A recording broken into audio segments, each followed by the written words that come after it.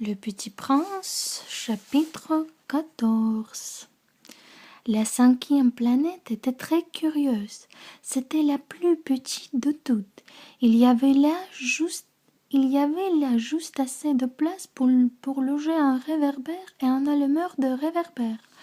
Le Petit Prince ne parvenait pas à s'expliquer à quoi pouvait servir quelque part dans le ciel sur une planète, sans maison ni population, un réverbère et un allumeur de réverbère. Cependant, il se dit à lui-même, peut-être bien que cet homme est absurde, cependant il est moins absurde que le roi, que le vaniteux, que le businessman et que le buveur. Au moins son travail a-t-il un sens. Quand il allume son réverbère, c'est comme s'il faisait naître une étoile de plus ou une fleur. Quand il éteint son réverbère, ça endort la fleur ou l'étoile. C'est une occupation très jolie. C'est véritablement utile puisque c'est joli.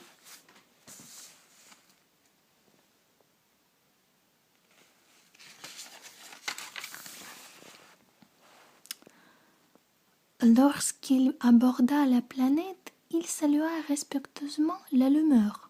« Bonjour, pourquoi viens-tu d'éteindre ton réverbère ?»« C'est la consigne, répondit l'allumeur. Bonjour. Qu'est-ce que la consigne? C'est d'éteindre mon réverbère. Bonsoir. Et il le ralluma. Mais pourquoi viens-tu de le rallumer? C'est la consigne, répondit l'allumeur. Je ne comprends pas, dit le petit prince. Il n'y a rien à comprendre, dit l'allumeur. La consigne, c'est la consigne. Bonjour. Et il éteignit son réverbère. Puis il s'épongea le front avec un mouchoir à carreaux rouges. Je fais là un métier terrible. C'était raisonnable autrefois. J'éteignais le matin et j'allumais le soir. J'avais le reste du jour pour me reposer et le reste de la nuit pour dormir. Et depuis cette époque, la consigne a changé? La consigne n'a pas changé, dit l'allumeur. C'est bien là le drame. La planète d'année en année a tourné de plus en plus vite et la consigne n'a pas changé. Alors, dit le petit prince, alors maintenant qu'elle fait un tour par minute, je n'ai plus une seconde de repos. J'allume et j'éteins une fois par minute. Ça, c'est drôle. Les jours chez toi durent une minute. Ce n'est pas drôle du tout, dit l'allumeur. Ça fait déjà un mois que nous parlons ensemble. Un mois? Oui, 30 minutes, 30 jours, bonsoir. Et il ralluma son réverbère. Le petit prince le regarda et il aima cet allumeur qui était tellement fidèle à la consigne. Il se souvint des couchers de soleil que lui-même allait autrefois chercher en tirant sa chaise. Il voulut aider son ami.